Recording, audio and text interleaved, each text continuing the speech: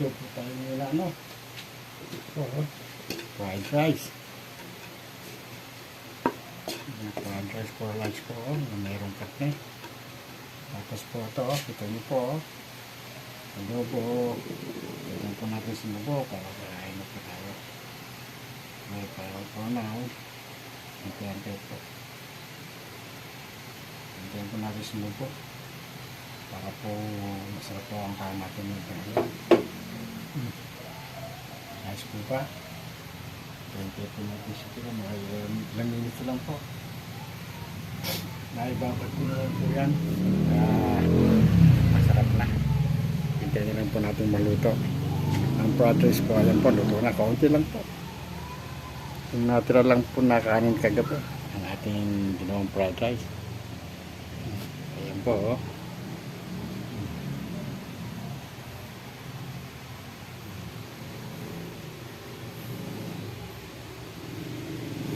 Panuluto natin, fried rice po.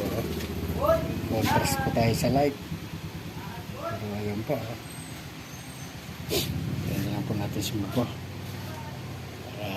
Ganado kain natin mamaya na lunch.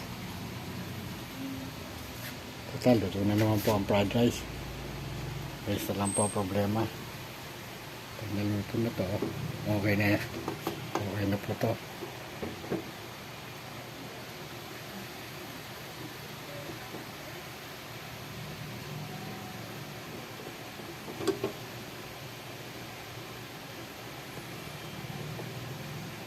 Pagsubo po niyan, okay na po. Meron na po tayong ulam na adobo. Adobo chicken po. Plus fried rice.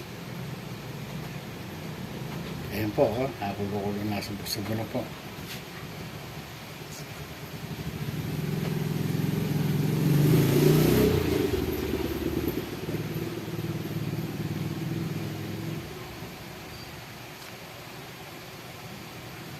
Sunod yan. Yan lang po, ayan po, nasubo-subo na po.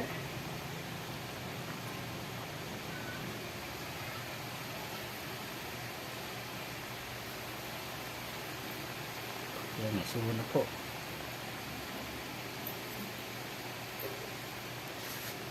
Kunti naman po. Ang padres po natin, sinamahan ko ng karne para masarap-sarap naman po at paano. Uy, gulo-gulo po. Yan po, kita nyo po, nasubo-subo na. Oh. Nasubo na po ano natin, oh. Adobo natin, oh. Oh. Ito po tayo, against the light po tayo. Yan po, nasubo na po, oh. Nasubo na po.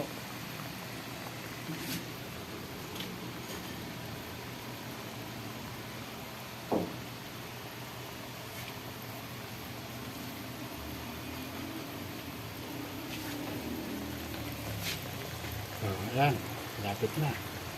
Kunti lang po sinunod natin dahil ako lang naman po kakain. Wala po si nasa work. Kaya medyo na to.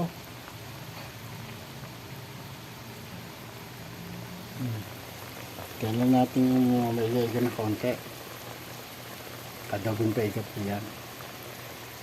Para po lalong masarap. Pati po si ayan po, si Kari at si Kiray, naghihintay din po ng lunch nila.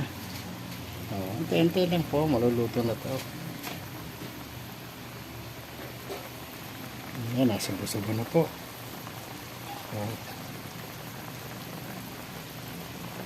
Kunti pa.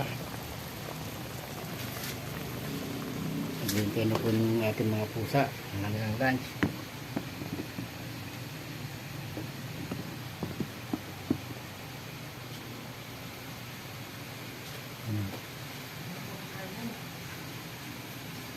Oh, at sinag, oh. Okay na to.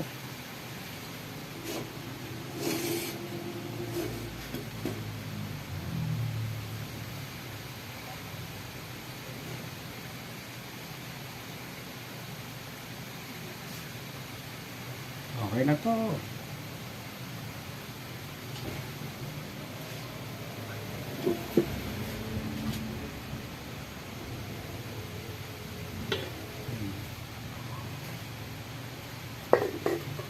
Okay na po.